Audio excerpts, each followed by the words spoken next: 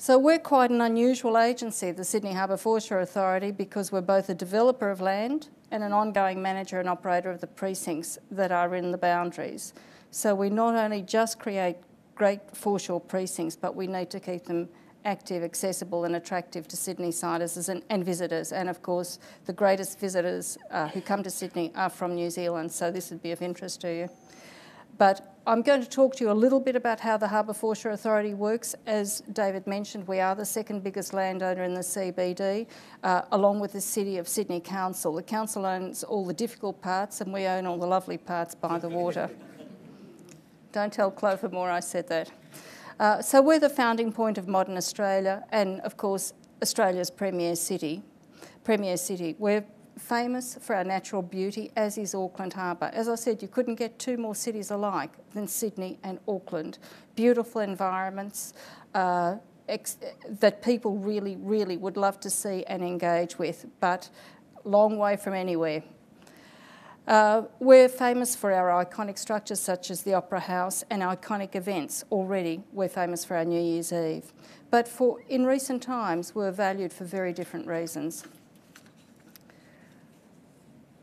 Like all port cities, Sydney has been subject to significant change, and this has happened right across industries generally. So in the 70s and 80s, when containerisation started, ports became, and unloading at port sites became less attractive, and industrial sites started to move to the outer city. Distribution, I don't know what it's like here in New Zealand, but in Australia, if you go 70 kilometres out of Sydney, you'll find the great big distribution centres for shops like Woolworths. They're no longer at the port's edge. So this left the harbour in a value vacuum, and people started building by the water. Now, I'm not going to tell you these are attractive developments. They're not at all. And this was the problem. As soon as a developer sees an opportunity, they start building by the water, and this is the kind of outcome that you get. So there are opportunities missed in creating public foreshores and giving a balanced outcome between individual and the community in the development cycle. And in Sydney, the public began to strongly react against these type of developments, and that led to the formation of the Sydney Harbour Foreshore Authority. If you know the CBD of Sydney, this is central Sydney, and so we were formed in 1999. The New South Wales Government established special protection and control for key parts of the inner harbour, which were considered to be of ongoing state significance. I don't know why they didn't trust the council with this particular task, but for some reason they decided to do it at the state government. Of course, we have a different arrangement than New Zealand. So our statutory responsibility was to renew, improve and activate these treasured areas, covering all phases of land management, from strategic planning through urban renewal to ongoing precinct management and marketing. So in the last 10 years, this is what we've been doing with these particular areas of Sydney. So our charter is to ensure that any renewal is managed to create a genuine mix of uses, commercial, living and recreational, with a focus on maintaining public access to the greatest extent possible. We've opened a lot of kilometres of harbour foreshore to public access for the first time since the Industrial Revolution, and we're still planning to open more. Our structure and our model was something of an experimental body for waterfront management. We're part development corporation, we're part local government, and we're part tourism and events marketer. If you come to Sydney and you go to the Sydney Visitor Centre, I don't know why, but we run both the Sydney Visitor Centres. So we're in the tourism game, we're in the entertainment game because we own the Sydney Entertainment Centre, we're in the convention game because we own the Convention Centre, as well as the precincts of Darling Harbour and the Rocks. However, I think that we can say after 10 years that we've left legacies of which we can be proud already. The preservation and activation of our Rocks precinct, one of the most intact and attractive heritage precincts in Australia. Darling Harbour, this is a bit of a murky slide, I apologise for that, but this was Darling Harbour before, and this is Darling Harbour as it is now, with the convention centre and a good fun place to visit if you're coming to Sydney.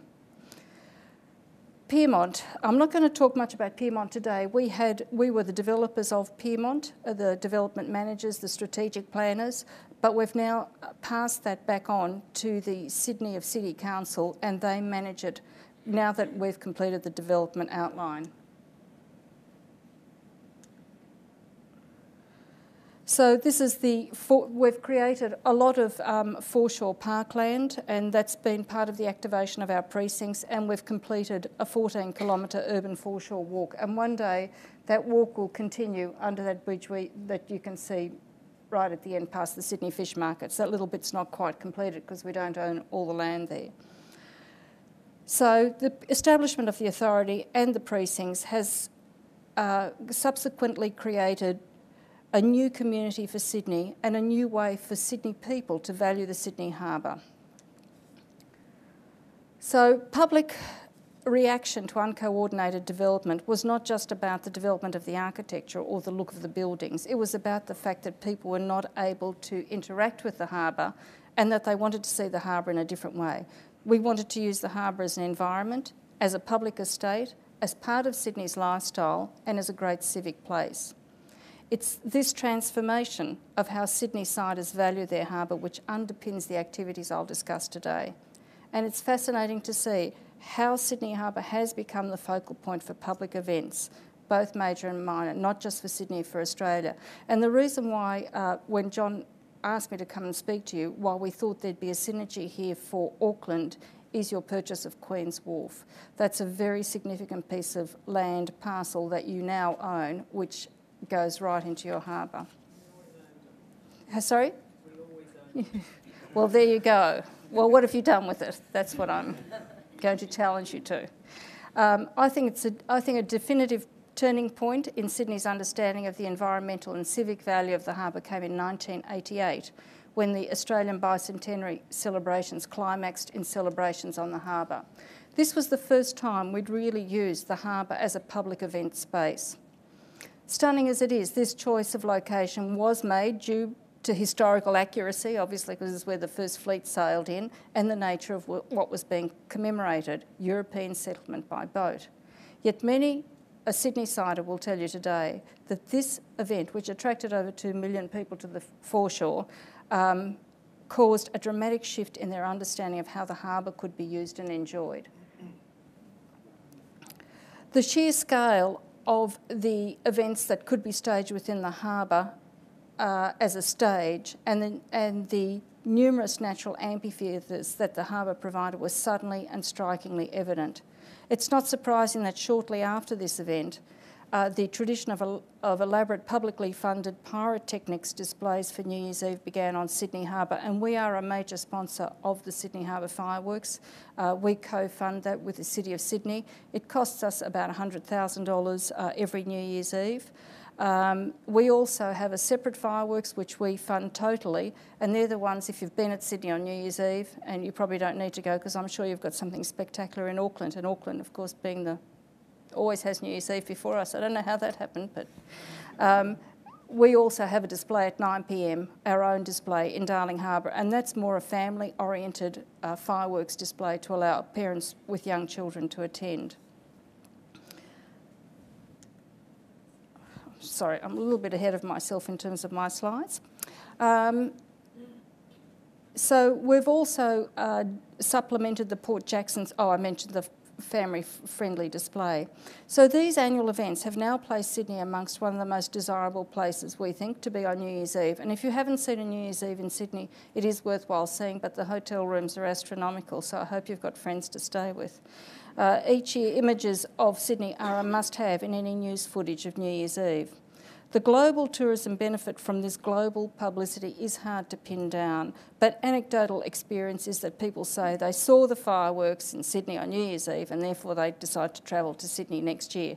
Unfortunately, not as many of them as we'd like.